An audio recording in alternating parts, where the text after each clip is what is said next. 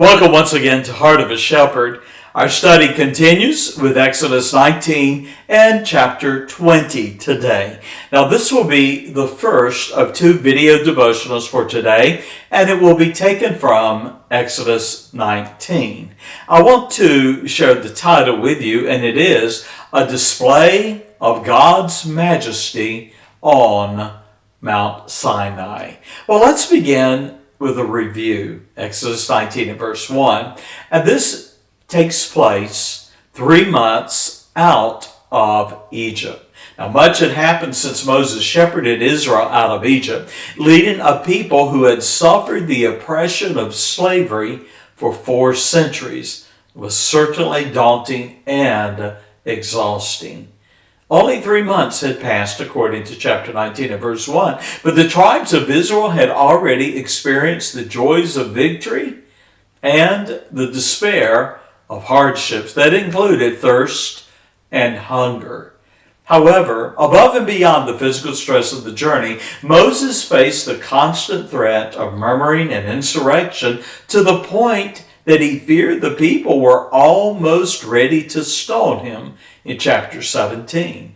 Now, having followed the counsel of his father-in-law, Moses had chosen, taught, and delegated to capable men the task of judging the people in small matters, chapter 18, verses 20 through 25. However, he had reserved himself for the hard causes. Now, with that as our background, we come to Exodus 19. Let's begin with the encampment at Sinai, chapter 19 and verses 1 and 2. And so we read, in the 3rd month, when the children of Israel were gone forth out of the land of Egypt, the same day came they into the wilderness of Sinai, and were come to the desert of Sinai, and had pitched in the wilderness, in verse 2, and there Israel camped before the mount. Now, this Mount Sinai was also known as Mount Horeb, where God had first spoken to Moses out of the burning bush. That was all the way back in Exodus chapter 3. Well, before Moses returned to Egypt, you might remember that the Lord had promised him, quote, verse 12 of Exodus 3, when thou hast brought forth the people out of Egypt, ye, Moses, shall serve God upon this mountain. And so being encamped at Mount Sinai was the fulfillment of God's promise. Well, Israel encamped at Mount Sinai for 11 months, while God gave Moses his law and commandments. At the same time, Israel was transformed from 12 tribes of enslaved people to a mighty nation with one God and one law. Now, we find in verses 3 through 6 what I would suggest is God's charge to Moses. Now, while the people pitched their tents at the base of Sinai, we read in verse 3 that Moses went up unto God, and the Lord called unto him out of the mountain. Now, Moses acted as Israel's mediator. The Lord charged him with the task of reminding the people all that he had done for them. And then, in a statement that evidenced God's loving grace and mercy, the Lord described how he had thrust his people out of Egypt, carrying them along with the tenderness and the speed of an eagle that shadows her eaglets, chapter 19 and verse 4. Moses was charged then with reminding the people that if they would obey God's voice and keep his covenant, he would treasure them above all people. Now, the Lord promised that Israel would be, verse 5 and 6, a kingdom of priests and a holy nation. Now, God later ordained Moses' brother Aaron and his sons to serve Israel as his priests. However, the Lord desired that Israel would be a holy nation. And we read in Isaiah 42 and verse 6 that Israel would be a light of the Gentiles. And so therein was God's purpose in choosing Israel, not only because he had chosen them to reflect his glory, but that through them the Gentile nations would also be enlightened by God's revelations. That brings us to chapter 19 of Exodus, verse 7 and 8. Here we have Israel's affirmation of God's covenant. Now, as God's mediator, Moses called the elders of the people together. Now, the elders of Israel would have been the leaders of the 12 tribes. And so Moses, presented the Lord's proposed covenant in verse 7. And we read that with one voice, and I quote, all the people answered together, and they said, all that the Lord had spoken, we will do. And Moses returned the words of the people unto the Lord. In that very picture, we see him being the mediator for God's people and the Lord himself.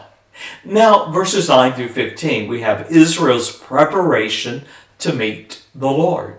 And so to fulfill the institution of the covenant, Moses commanded the people to personally and ceremonially, quote, sanctify themselves and wash their clothes. Now, we've seen that word sanctify many times, and it means to be set apart, to be declared as holy, set apart from the world unto the Lord. And so Israel was to ceremonially sanctify themselves and wash their clothes. Moses revealed that on the third day, the Lord would descend upon Mount Sinai and make his voice and presence known to the people. Chapter 19 and verse 11.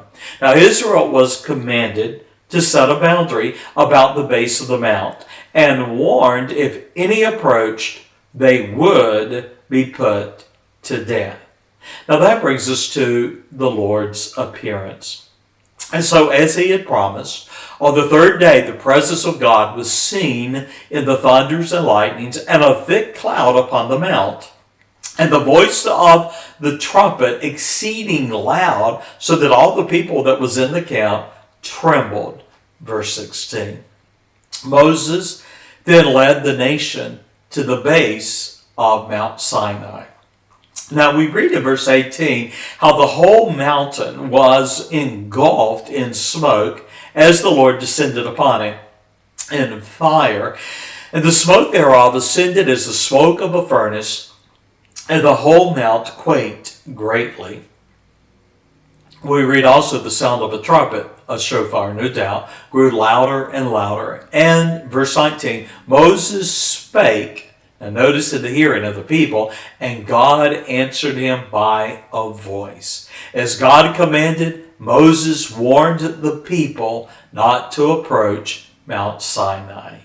Well, a closing thought and a reminder, Exodus 20, another video devotional, will follow. Well, think of this.